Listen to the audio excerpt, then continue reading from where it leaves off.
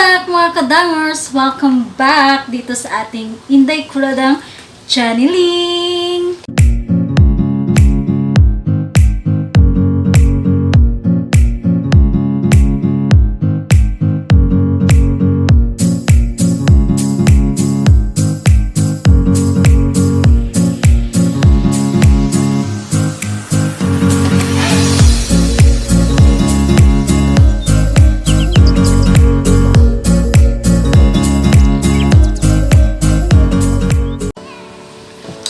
Alright mga Ka-dangz, welcome dito sa ating Inday Kuradang channel. If you are new here, please don't forget to like and subscribe dito sa ating Inday Kuradang channel. So mga Ka-dangz, for today's video is I'm going to unbox our newly arrived parcel from Sace Lady, mga Ka-dangz. So bumili ako nito guys kasi hindi pa ako nakatry ng product nila. So, I've tried one product ng Sace Lady, which is yung liquid lipstick nila mga Ka-dangz. Gumawa na din ako ng review ng lipstick na yon, but gusto kong i-try din yung ibang product ng Sace Lady. So, i-unbox natin siya. So, by the way, disclaimer, hindi po ito pinadala ng libre sa akin ng Sace Lady Company. Binili ko po to lahat ng aking i-unbox ngayon at i-share sa inyo.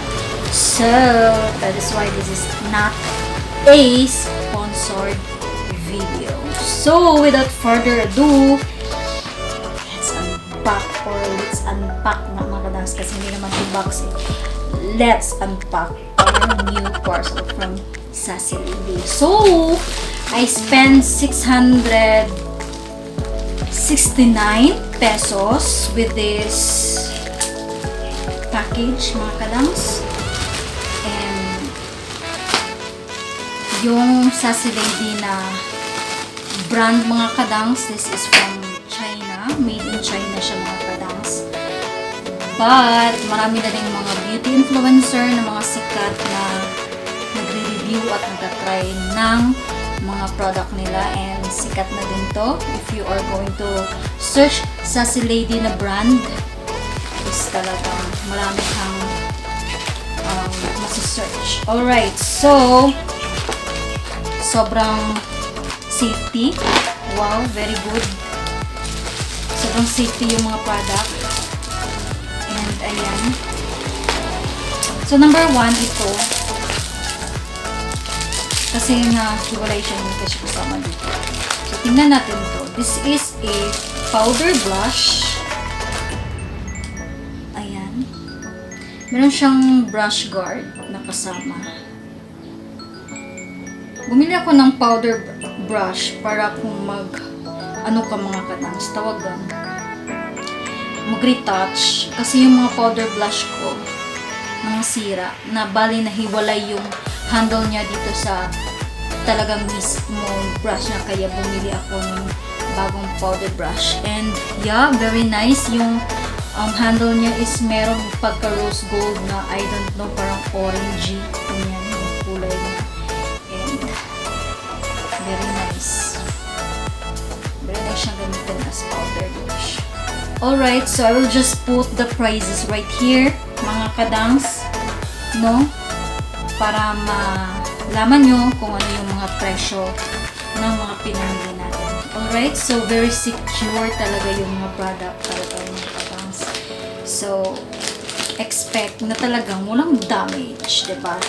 Kasi, pangit naman kasi, no? Bibili ka ng mga product, pagdating dito is basag na. Alright, so next from the package is this Menemili Skin Serum Foundation. I like the packaging. Alright, so buksan natin para meron tayong idea kung anong itsura niya. But anyway, gagawa naman ako ng 1 by 1 review about these products mga Ka-dangz. I-review natin tong mga produkto na to mga Ka-dangz. So ito yung itsura niya, and this is a glass. Alright, so we will tackle this foundation on our next video. Abangan na lang mga Ka-dangz. Alright, next is... Oops! Nahulog na.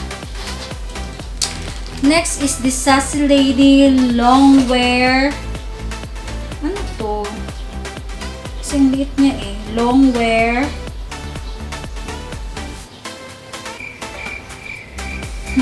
Buksan natin. Longwear. Sace Lady Longwear lang siya. I don't know ano yung laman nito. Eyebrow pencil pala siya. So, tatry din natin to one of our video, mga ka-dangz. No? So, re-review natin. Ayan, eyebrow pala siya, mga ka-dangz. Alright, next mga ka-dangz is this one. This is a makeup palette. 3-in-1 makeup palette. So, hindi natin to buksan kasi itatry din natin to in our separate video, mga ka-dangz, no? So, yung description nito, this is a functional combination palette of the makeup of the interface. Pwede siyang pang blush on. Pwede din siyang pang eyeshadow. Alright, so we will try this later. Alright, last two product right here, mga ka-dangz, is two matte lipstick.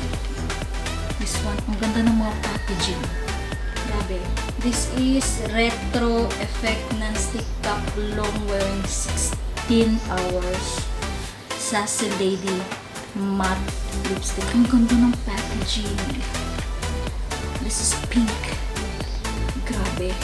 So, last but not the least, nahulog lang pala siya, mga ka-dangz, is this Ka-dangz na mascara.